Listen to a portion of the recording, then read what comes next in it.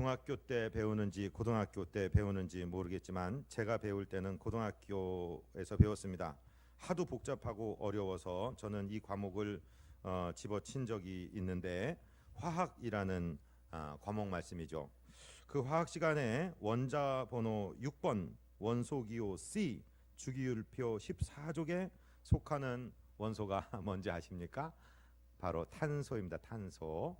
탄소는 비정형 탄소 또는 석탄 또는 흑연 또는 다이아몬드의 형태로 지구상에 존재합니다. 지구상에 제일 많은 원소는 수소, 그 다음에 헬륨, 그 다음에 산소, 그리고 탄소가 많은데요. 책에 써 있는 거 그냥 제가 읽어드리는 겁니다. 그런데 아니 석탄하고 다이아몬드가 원자 기호가 같단 말이요? 같습니다. 이 다이아몬드를 어떤 분이 정의하기를 다이아몬드는 엄청난 열과 압력을 놀랍게 극복해낸 숯덩어리다, 이런 표현을 했어요. 숯과 다이아몬드의 원소기호가 같은데 엄청난 열을 받고 그 엄청난 압력을 견디었더니 가장 강하고 아름다운 다이아몬드가 되더라는 것이죠. 우리 신앙에 시련이 옵니다. 내 잘못 때문에 그 결과로 만든 시련이라면 그거 아름다운 겁니다. 왜냐하면 그것 때문에 죄를 떨쳐버릴 수 있기 때문이죠. 그런데 내 잘못 때문이 아니라 애매하고 뭐라고 말할 수 없는 고통이 또 시련이 다른 이유도 아니고 하나님 믿는 신앙 때문에 온 것이라면 우리는 기뻐해야 됩니다. 왜냐하면 그것은 놀라운 기적을 일으키고 하나님의 영광을 드러낼 소재가 되기 때문에 그렇습니다. 시련에는 목적이 있습니다. 우리 주보를 보시면서 베드로전서 4장 12절부터 읽어볼까요? 사랑하는 자들아, 너희를 연단하려고 오는 불시험을 이상한 일 당하는 것 같이 이상히 여기지 말고 오히려 너희가 그리스도의 고난에 참여하는 것으로 즐거워하라. 이는 그의 영광을 나타내실 때에 너희로 즐거워하고 기뻐하게 하려 함이라. 아멘. 베드로 사도가 이 편지를 쓸 때 그때의 교회의 형편은 예수 믿는 사람을 잡아 죽이는 세상 로마 정권의 시대에서입니다. 예수 믿는 것이 발각되면 콜로세움에 끌려가서 사자의 밥이 되기 때문에 백성들이 시내를 떠나서 토굴에 유하면서 양 가죽을 뒤집어 쓰고 양의 형태를 가지면서 숨어 살던 시절에 그 고통받는 성도들에게 베드로는 시험이 오는 것을 이상하게 여기지 말라 말씀하시면서 오늘 보니까 너희를 연단하려고 오는 시험이라고 말씀하고 있습니다. 어떤 사람이 아주 스타일이 좋고 멋있고 참 예쁘고 그러면 그 사람에 대해서 뭐라고 하냐면 세련됐어. 저 사람 참 세련됐어. 저희 때는 세련됐어라고 발음을 했습니다. 그 세련됐다는 말이 닦고 연마했다 이 말입니다. 세수할 때 세자고 연마할 때 연자입니다. 그렇게 깨끗하게 닦고 반짝반짝 빛나게 연마를 했다 이런 말이죠. 시험은 시련은 우리에게 고통스럽고 괴로운 일이기도 하지만 그 시험을 통해서 우리가 세련된 사람으로 연단되어 간다는데 큰 의미가 있습니다. 그런가 하면 베드로전서 1장 6절 7절은 또 뭐라고 말씀하십니까? 함께 읽습니다. 그러므로 너희가 이제 여러 가지 시험으로 말미암아 잠깐 근심하게 되지 않을 수 없으나 오히려 크게 기뻐하는도다. 너희 믿음의 확실함은 불로 연단하여도 없어질 금보다 더 귀하여 예수 그리스도께서 나타나실 때에 칭찬과 영광과 존귀를 얻게 할 것이니라. 아멘. 연단이 당장은 슬프죠. 어려운 문제가 생겼는데 고난이 생겼는데 누가 기뻐할 사람이 있습니까? 근심하지 않을 수가 없습니다. 그런데 다시 생각해 보니까 이 연단 때문에 내가 죄를 그치게 됐고 이 연단 때문에 내가 훈련되어져서 우리 주님 만날 때에 칭찬과 명성과 존귀와 영광을 받을 것이라고 생각하니까 역시 시련도 감사한 것이라 이 말입니다. 시편 119편 71절에서는 고난당한 것이 내게 유익이라 이로 말미암아 내가 주의 율례를 배우게 되었나이다 이렇게 말씀하시고요. 베드로전서의 말씀에도 또 보면은 육체의 고난을 받은 자는 죄를 그쳤습니다 이런 표현을 나와요. 가만히 생각해 보십시오. 내가 잘못해서 내 죄 때문에 아픔을 당한다면 이것도 감사한 일입니다. 왜냐하면 그 아픔 때문에 나는 그 죄악을 버릴 수 있기 때문이죠. 내가 잘못하지 않았는데 고난이 다가왔다면 기대하시고 기뻐하시기를 바랍니다. 그 일을 통해서 하나님이 기적을 이루시고 큰 영광을 받으실 것이기 때문에 그렇습니다. 우리가 하나님의 자녀라면, 하나님이 우리를 버리시지 않았다면 우리에게 어려운 일이 일어나고 징계가 다가옵니다. 징계라는 건 뭐냐면은 하나님이 받으시는 아들마다 징계하시는 것입니다. 여러분, 남의 집 자식들 잘못되는 거는 가슴치고 한숨 쉬고 말지 그를 징계하지 않습니다. 그렇게 되면은 아동 학대가 되는 것이죠. 그러나 내 자식이 잘못된 것이라면 내 눈에 눈물이 나더라도 회초리 들고 연단하시지 않습니까? 그것이 부모의 말씀이라 이거죠. 당시에는 그 연단이 아픈 것 같지만 나중에는 큰 단련이 된다는 거예요. 저는 초등학교 5학년 6학년 때 태권도장을 다닙니다. 그런데 초등학교 5학년 6학년 그 태권도장에 가면은요, 정권 단련이라는 이런 송판 같은 판이 있어요. 거기다가 주먹 이 정권 2개를 가지고 5학년짜리가 이걸 때려갖고 피가 나야 됩니다. 피가 나도 계속 때리게 합니다. 그때 관장님이 얘기하신 것이 지금은 아파, 지금은 아픈데 너희들이 이걸 때리는 동안에 정권에 힘이 들어가고 단련이 되는 거다. 그 얘기했던 것을 전 기억나요. 지금 아마 태권도장이나 합기도장에서 그랬다면 아동학대로 바로 신고되고 아마 재판받지 않을까 싶은데요. 저희 때는 그랬습니다. 우리 민족은 외놈들한테 나라 뺏겨서 실현당하고 또 빨갱이들한테 전쟁에서 고생당하고 그리고 가난에 보릿고개 넘어가고 민주화의 거친 길을 걸으며 많이 연단받았습니다.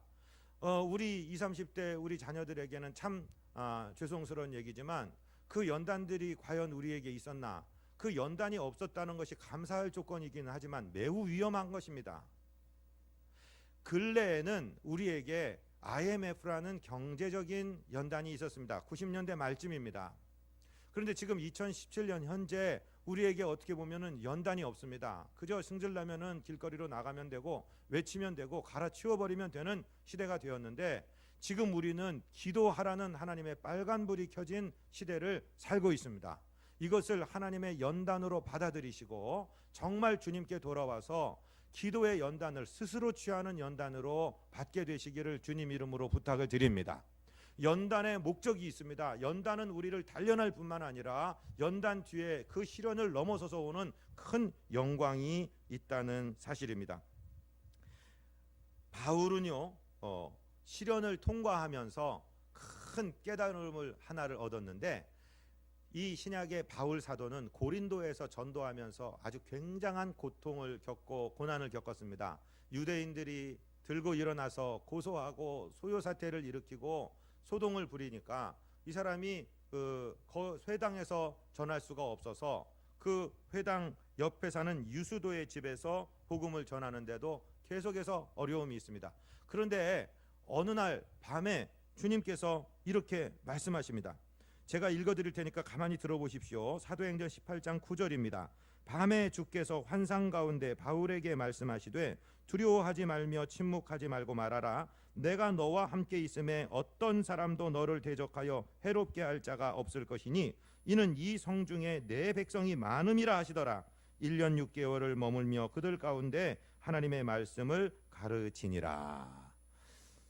여러분, 전도를 해보셨습니까? 혹시 예수 믿는 신앙 때문에 고통을 당해 보셨습니까?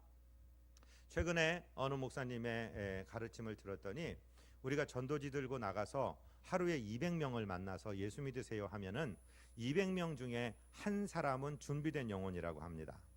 200명을 다 건질 수는 없지만 200명에게 인사를 건네면 한 사람 정도는 우리 전도를 받을 준비가 되어 있는 사람이라는 얘기죠. 근데 반대로 요즘에 전도를 해보십시오. 예수 믿으십시오 하십시오. 그러면은 아래 위로 쳐다보는 사람들이 많습니다. 우리가 선물과 함께 드린 전도지는 길에다 집어쳐버리고 당신이나 예수 잘 믿으셔 하든지 교회에 대해서 조롱하는 말을 듣기가 참 쉽습니다. 그러면 당장은 우리 인상이 좀 찡그려질 수도 있습니다. 그런데 그때 무슨 말씀을 하시냐면 성령께서 우리 안에서 말씀하시는 음성을 듣게 됩니다. 잘했다. 착하고 충성된 종아. 네가 나를 위해서 고통을 받는구나. 고난을 받는구나 하고 성령께서 위로하시는 음성을 듣게 됩니다. 우리는 신앙 때문에 고통받는 많은 사람들을 봅니다. 저 사람 얼마나 힘들까? 저 사람 얼마나 죽고 싶을까? 저 사람 얼마나 괴로울까? 그렇지 않아요. 본인들은 절대로 그렇지 않아요. 북한에 2년 6개월 억류되었던 캐나다의 이면수 목사님이나 케네스 베 이런 분들을 보면은 저 사람들 얼마나 고통스럽고 절망이고 죽고 싶을까? 그런데 그들이 와서 하는 간증을 들어보면 그런 게 아니에요. 그 고통 가운데, 그 고난 가운데 하나님이 동행하시며 평상시 등 따숩고 배부를 때 들리지 않던 주님의 음성을 엄청나게 들었던 것을 그들은 고백하고 있습니다. 오늘 우리가 지금 다니엘서 6장을 공부하려고 하는데 다니엘서 6장의 배경은 바로 이런 것입니다. 여기 등장하는 왕의 이름이 다리오라는 왕입니다. 다리오. 우리가 알고 있는 대로 이 다니엘은 유다 백성입니다. 하나님이 하나님을 섬기기로 하나님을 전파하기로 선택된 민족이 우상숭배에 빠지고 죄를 지었을 때 아수르를 침략시켜서 이스라엘이라는 나라를 역사 가운데 지워버리고 남왕국 유다는 신바벨론이라는 나라를 일으켜서 전쟁에 지게 하고 거기 왕족들과 귀족들이 끌려가게 합니다. 그 중에 소년으로 끌려간 사람이 다니엘이죠. 그를 끌어간 사람은 바벨론 제국의 느부갓네살이라는 왕입니다. 이제 바벨론 제국이 망하는 마지막 왕 벨사살이라는 왕까지 다니엘이 모시고 있었는데 이제 그 왕권이 어디로 넘어갔냐면은 메데 페르시아라는 나라로 넘어갔어요. 나중에는 완전히 페르시아 제국이 되는데 메데 페르시아라는 제국의 왕이 지금 다리오입니다. 이 다리오는 페르시아 제국의 황제인 쿠레쉬라는 사람의 외삼촌이 되는 사람입니다. 그런데 이 메데 지역과 페르시아 지역이 통합되어 지금 완전한 통합은 아니고 제국을 갖춰가는 이 형태에 지금 다리오라는 사람이 통치하고 있는 시대인데 그때의 다리오는 전국을 120개 도로 나뉘어서 그곳에 도지사들을 세우고 그 도지사들 위에 3명의 집정관을 세워서 통치하는 통치를 가지고 있는데 그 집정관 3명 중에 한 사람이 바로 다니엘이었습니다. 대단한 것이죠. 어떻게 노예로 끌려온 사람이 그 높은 자리까지 올라갔는지 이것은 하나님이 지혜로 함께 하셨기 때문에 그렇습니다. 그런데 다리오가 가만히 보니까 다니엘이 너무도 지혜롭고 총명하게 국사를 진행하고 있습니다. 그래서 내가 이 3사람을 상대하는 것보다는 이 위에 책임 총리 한 사람을 앉히고 그 사람으로 하여금 내 나라를 통치하게 하는 것이 훨씬 더 좋은 결과를 낼 것이다. 이렇게 생각하고 다니엘을 높이려는 계획을 가졌는데 그만 다니엘이 그 정적들에게 이 사실이 노출되었습니다. 여러분, 이 세상에 살 때 높아지실 때 반드시 기억해야 될 한 가지가 있습니다. 저를 한 번만 따라하십시오. 하나님의 사랑과 함께 이웃의 시기는 반드시 받는다. 자, 내가 하나님의 사랑을 입어요. 하나님이 나를 존귀하게 여겨주세요. 그러면 사람도 다 그랬으면 좋겠는데 사람들은 시기하고 질투하게 되어 있습니다. 그것이 아직 여기가 천국이 아닌 세상이기 때문에 당연한 것입니다. 그것을 이상하게 생각하시면 안 됩니다. 지금 다니엘이 그런 입장이 되었습니다. 그런데 이 라이벌들이 다니엘을 한번 뒷조사를 해봤습니다. 그가 국사를 하는데 뭐 편향되게 하는 것이 있는가?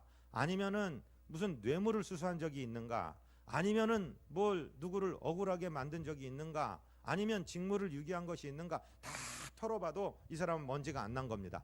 근데 가만히 보니까 이 사람이 하루에 3번씩 시간을 정해놓고 기도하는 것입니다. 잘 걸렸다. 이래서 이 사람들이 몰려가서 왕에게 하나의 제안을 합니다. 임금님, 만수무강하옵소서. 저희 도지사들과 방백들 또 우리 집정관들이 다 모여서 하나의 중요한 결의를 해서 지금 임금님께 아뢰기 위해서 왔습니다. 이 나라가 중앙 집권으로 임금님을 중심으로 완전히 질서 있는 세력을 갖춰야 될 것 같습니다. 그렇지. 그래서 말씀인데 앞으로 30일 동안에 임금님 이외에 어떤 인간이나 어떤 신에게 무엇인가를 구하는 사람이 있다면 사자굴에 던져 넣기로 하는 것이 어떻겠습니까? 그거 괜찮은 생각 같네. 그런데 말씀입니다. 사람이 법을 정해놓고 또 마음이 변덕스러울 수 있으니까, 임금님조차도 그러실 수 있으니까 임금님의 어인을 찍으셔서 임금님조차도 다시 개정할 수 없는 불변의 법으로 선포를 하시는 게 좋겠습니다. 그러지 뭐. 그리고 도장을 찍었어요.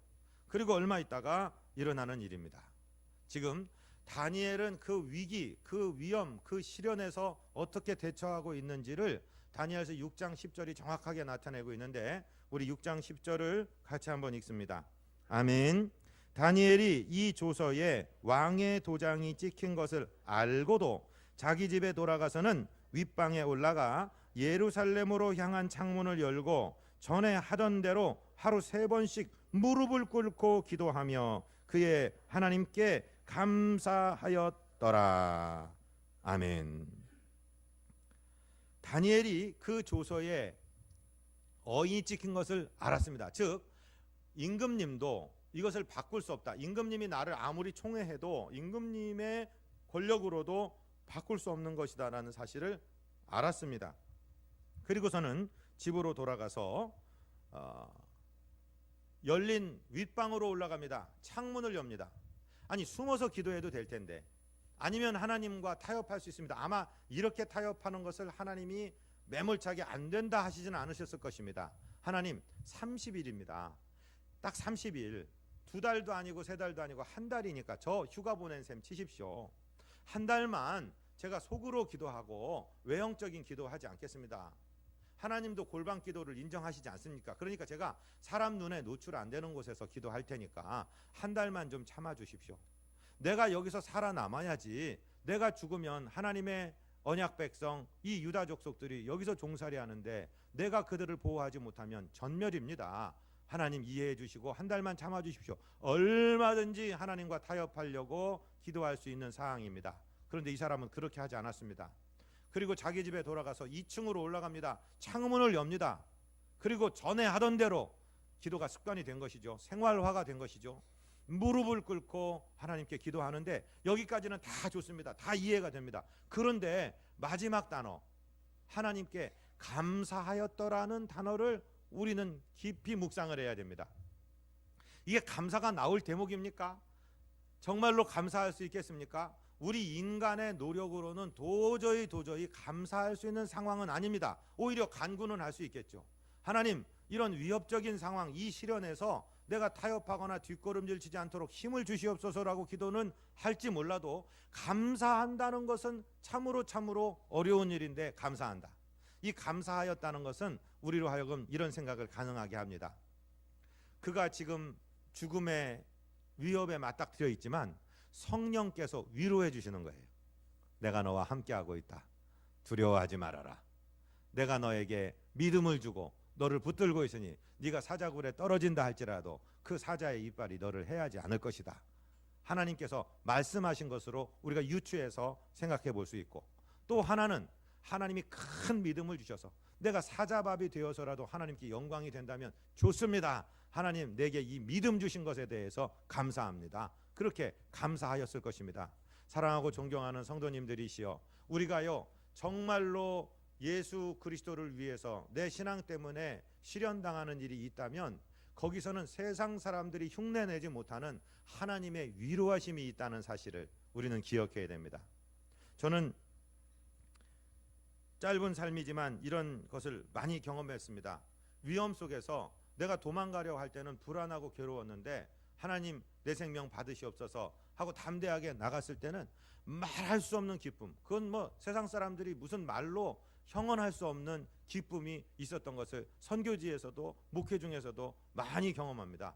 사랑하고 존경하는 성도 여러분, 정말 내 앞에 시련이 올 때 도망가지 마시고 정면으로 돌파하시면 그 폭풍 같은 시련 속에서 우리 주님의 위로하심이 내 영혼에 들려올 줄로 믿습니다. 이사야 43장 1절로 2절은 뭐라고 말씀하십니까? 같이 읽습니다.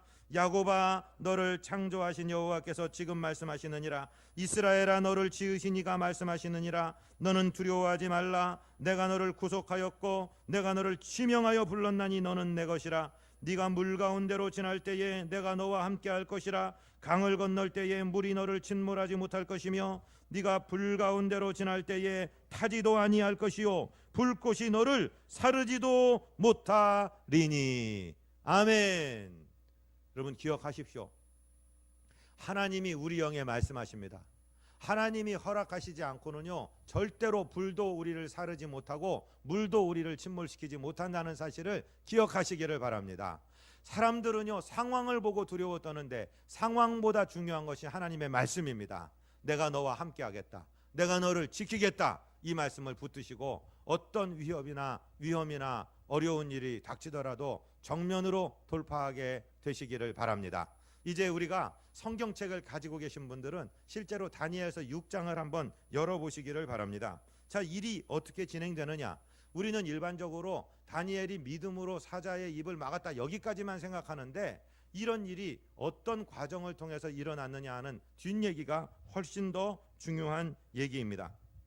자, 이제 다니엘이 기도한다는 소리가 다리오 왕에게 보고가 됩니다. 그리고 그 사람들이 다니엘을 사자굴에 던지라고 얘기합니다. 그런데 놀라운 것은 그 다리오 왕의 반응입니다. 아니, 자기가 절대 왕권을 가진 왕인데 자기 이외에 다른 사람에게 기도한 것에 대해서 이 왕이 어떻게 생각하냐면, 아, 다니엘 그 사람 괘씸하네. 내 명령을 어기고 하나님께 기도했단 말이야. 거기에 대해서 마음이 괴로운 것이 아니고 오히려 죽음의 사자 이빨이 기다리고 있는 걸 알면서 기도한 다니엘에 대해서는 대견하게 생각하면서 동시에 아이코 내가 속았구나.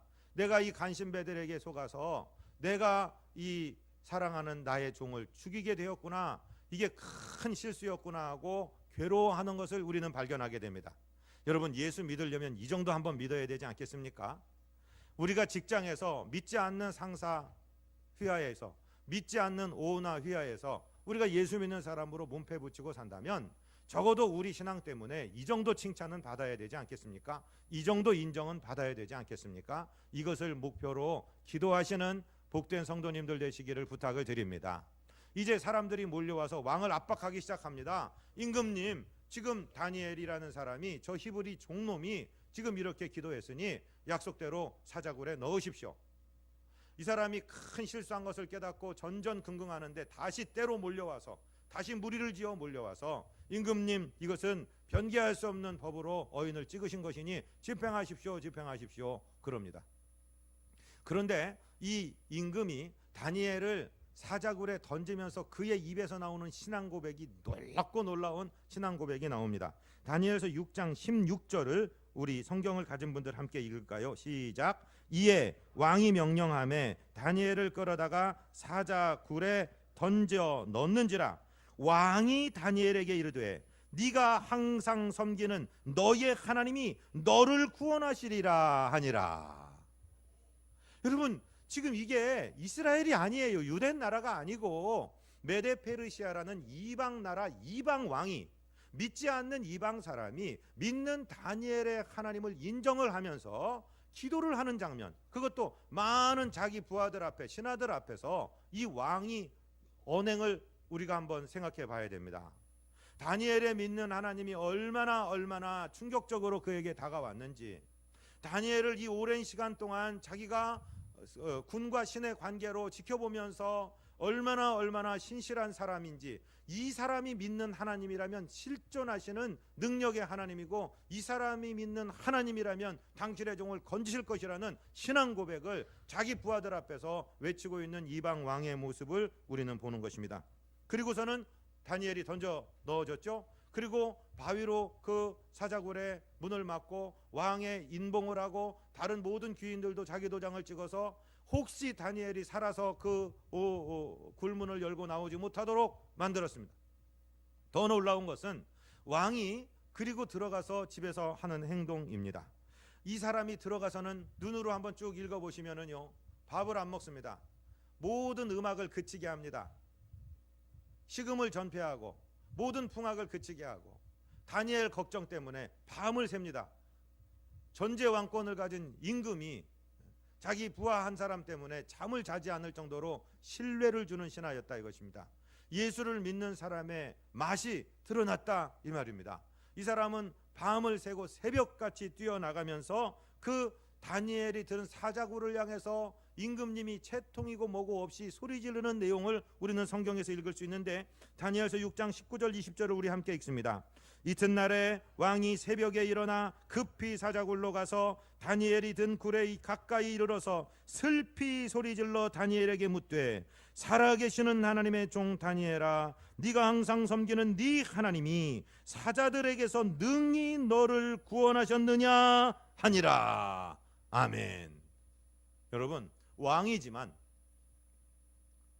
이 절대자 하나님에 대해서 두렵고 궁금하고 마음이 두근거리는 겁니다. 그래서 남들이 들으면 이 신앙에 대해서 비웃을지 모르지만 자기가 믿는 믿음이기 때문에, 다니엘아, 너의 하나님, 그 살아계신 하나님께서 너같이 충실한 종을 지키시기에 능하셨느냐, 사자의 그 이빨로부터 너를 건지셨느냐고 소리를 지르는 이 새벽에 달려나간 왕의 음성을 우리가 기억하기를 원합니다. 하나님께 지조를 지키고 목숨을 걸고 하나님 앞에 선자, 하나님이 이렇게 영광스럽게 하십니다. 그러자 안에서 다니엘의 음성이 들리는 거예요. 21절 22절입니다. 다니엘이 왕에게 아뢰되, 왕이여, 원하건대 왕은 만수무강하옵소서. 나의 하나님이 이미 그의 천사를 보내어 사자들의 입을 봉하셨으므로 사자들이 나를 상해하지 못하셨사오니 이는 나의 무죄함이 그의 앞에 명백함이오며, 또 왕이여, 나는 왕에게도 해를 끼치지 아니하였나이다 하니라. 할렐루야. 이제 굴 안에서 죽어서 사자 뱃속에서 소화되고 있어야 될 다니엘의 음성이 들리는 겁니다. 다리오 왕 만세 하면서 들리는 거예요. 하나님께서 사자를 보내셨습니다. 그래서 그 사자들이 라이언, 사자들의 입을 막아버렸습니다. 왜냐하면 내가 하나님 앞에 무죄함이며 내가 다리오 임금님께도 어떤 손해내는 일을 하지 않았음을, 나의 무죄하고 나의 무결함이 명명백백하게 드러났기 때문입니다 라고 얘기하는 거예요. 다니엘을 끌어올렸더니 아무 흠도 없었어요. 그리고 단 23절 끝에서는 뭐라고 말씀하시냐면, 이는 그가 자기의 하나님을 믿음이었더라. 믿음이라는 것은 머릿속에만 남아있는 게 아니고 생명을 걸고 사자굴에 들어가는 것을 감내하는 것이, 손발을 움직이는 것이 믿음이라는 사실을 오늘 성서의 기자는 쓰고 있는 것입니다. 자, 그러면 이제 우리가 궁금할 것입니다. 다니엘을 참소했던 사람들은 어떻게 됐어요? 만약에 우리 자녀들이 이 이야기를 듣고 물어본다면 24절을 읽어주십시오. 왕이 말하여 다니엘을 참소한 사람들을 끌어오게 하고 그들을 그들의 처자들과 함께 사자굴에 던져넣게 하였더니 그들이 굴바닥에 닿기도 전에 사자들이 곧 그를 움켜서 그 뼈까지도 부서뜨렸더라. 아멘. 다니엘을 참소하던 사람들, 이제 임금이 얘기할 겁니다. 그래, 너희들은 굉장히 깨끗한 것 같다. 다니엘을 참소하였으니, 다니엘이 사자굴에 살아나왔으니 너희도 한번 들어가 보는 것이 좋겠다. 그런데 너희만 들어가지 말고 처자식도 함께 들어가거라. 그래 던졌어요. 그랬더니 하나님께서 사자의 입을 여시니까 그들이 굴에 떨어져서 발이 땅에 닿기도 전에 배구 선수가 점프해서 스파이크를 때리듯이 사자들이 올라가서 그들의 뼈를 부쉈다라고 나옵니다. 여기서 우리는 무엇을 생각하냐면, 다니엘이 기도하면서 자기들의 정적을 저주한 적이 없습니다. 다니엘은 그냥 하나님 앞에 자기 길을 묵묵히 갔을 뿐입니다. 우리 지난주에 공부한 것이 시편 37편 1절 2절이었습니다. 거기는 악을 행하는 자들 때문에 불평하지 말며 불의를 행하는 자들을 시기하지 말지어다. 그들은 풀과 같이 속히 배임을 당할 것이며 푸른 채소같이 쇠잔할 것이미로다. 우리가 말씀했잖아요. 여러분, 우리를 시기하고 질투하고 우리를 사망의 구렁텅이로 밀어넣으려는 사람들과 붙어서 싸울 필요가 없습니다. 우리는 우리 길을 가면 되는 것입니다. 그러면 그들을 처리하는 것은 하나님께서 하나님의 방법으로 처리하신다는 사실을 오늘 본문은 우리에게 말씀해주고 있는 것입니다.